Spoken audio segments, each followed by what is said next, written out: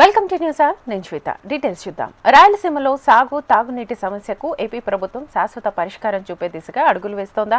సీమను సస్యశ్యామలం చేసే ఆలోచనలకు పదును పెడుతోందా? రాయలసీమను తిరిగి రత్నాల సీమగా చేసే సంకల్పంతో ప్రయత్నిస్తోందా అంటే అవుననే సమాధానం వినిపిస్తోంది. ఇటీవల ఉమ్మడి కర్నూలు జిల్లాలో ఏపీ ఇరిగేషన్ శాఖ మంత్రి నిమ్మల రామనాయుడు పర్యటించడం, ప్రాజెక్టులపై సమీక్ష చేయడం దీనికి బలాన్ని చేకూరుస్తోంది. రాయలసీమలోని ప్రాజెక్టులపై ప్రభుత్వం ఓ నిర్దిష్ట విధానంతో ముందుకు సాగుతోందని ఏపీ ఇరిగేషన్ శాఖ మంత్రి నిమ్మల రామనాయుడు అన్నారు. ముఖ్యంగా హంద్రీనీవా కాలువలు పూర్తి చేసే సీమలో సాగు తాగునీటి సమస్యకు శాశ్వత పరిష్కారాన్ని చూపిస్తామన్నారు. ఉమ్మడి కర్నూలు జిల్లాలో పర్యటించిన మంత్రి నిమ్మల రామనాయుడు సీమ ప్రాజెక్టుల ప్రగతిపై పూర్తి సమీక్ష చేసి అధికారులకు సూచనలు చేశారు.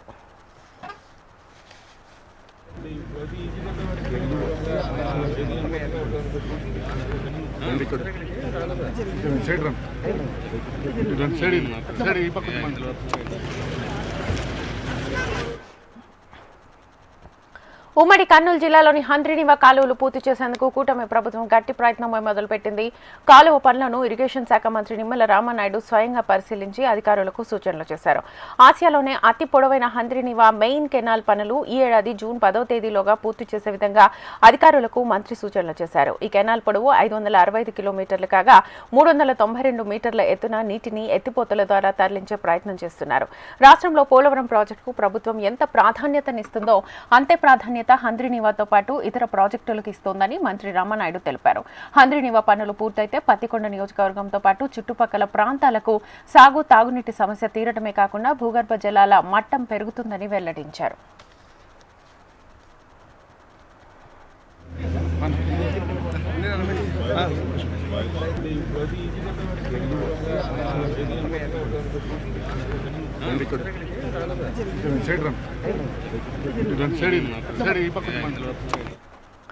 సీమ బిడ్డగా చెప్పుకునే మాజీ సీఎం వైఎస్ జగన్ రాయలసీమకు తీవ్ర అన్యాయం చేశారని మంత్రి నిమ్మల ధ్వజమెత్తారు. వైసీపీ సర్కార్ హయాంలో సీమ ప్రాజెక్టులకు బడ్జెట్ కేటాయించిన దాఖలాలు లేవన్నారు. 2014లో టీడీపీ ప్రభుత్వం బడ్జెట్లో 70,000 కోట్ల రూపాయలు ప్రాజెక్టులకు కేటాయిస్తే తర్వాత వచ్చిన జగన్ సర్కార్ కేవలం 2,000 కోట్లు మాత్రమే కేటాయించిందన్నారు. తమది చేతల ప్రభుత్వమని, రాయలసీమను పంటల సీమగా మార్చి కరువును పూర్తిగా పారద్రోలుతామని మంత్రి నిమ్మల రామనాయుడు హామీ ఇచ్చారు. రాబోయే రోజుల్లో ప్రాజెక్టు పనులను వేగవంతం చేస్తామని అన్నారు.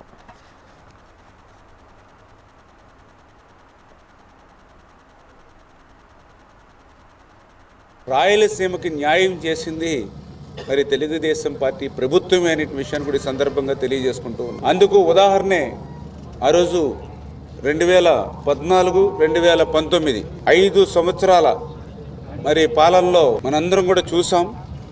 ఏదైతే ఆ రోజు బడ్జెట్ మరి మనకి 7 లక్షల బడ్జెట్ ఉంటే 5 సంవత్సరాల్లో 7 లక్షల కోట్ల బడ్జెట్లో ఆ రోజు 71,000 కోట్లు ఇరిగేషన్కి ఆ రోజు మనం కేటాయించాం. మరి తర్వాత వచ్చినటువంటి జగన్మోహన్ రెడ్డి ప్రభుత్వం మరి 19, 24, 5 సంవత్సరాల్లో మరి వాళ్ళు మరి దగ్గర 12 లక్షల కోట్ల బడ్జెట్ ఉంటే మరి ఆ రోజు కేవలం 22,000 కోట్లు మాత్రమే వాళ్ళు ఇరిగేషన్కి 5 సంవత్సరాల్లో కేటాయించారు.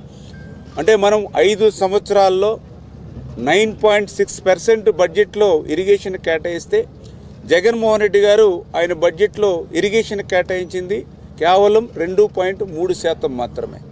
అంటే ఇరిగేషన్ శాఖకి కేటాయింపులు లేకపోతే ఎంత విధ్వంసం జరుగుతుందో ఈరోజు కూడా మనందరం కూడా చూసినటువంటి పరిస్థితి అని చెప్పి సందర్భంగా మరి తెలియజేసుకుంటూ, అందులో కూడా పర్టికులర్గా రాయలసీమకి ఆ రోజు 5 సంవత్సరాల చంద్రబాబు నాయుడు గారి పాలనలో 12,411 కోట్ల రూపాయలు మన రాయలసీమకి ఆ రోజు 5 సంవత్సరాల బడ్జెట్ కేటాయిస్తే మరి మొన్న 19, 24 జగన్మోహన్ రెడ్డి పాలనలో చూస్తే కేవలం 2,000 కోట్ల రూపాయలు మాత్రమే. అంటే ఎక్కడ 12,411 కోట్లు, ఎక్కడ 2,000 కోట్ల రూపాయలు. బడ్జెట్ చూస్తే డబల్ అయింది, కేటాయింపులు చూస్తే మరి ఎంత శాతం తగ్గిపోయినో దాన్ని బట్టి అర్థం చేసుకోండి.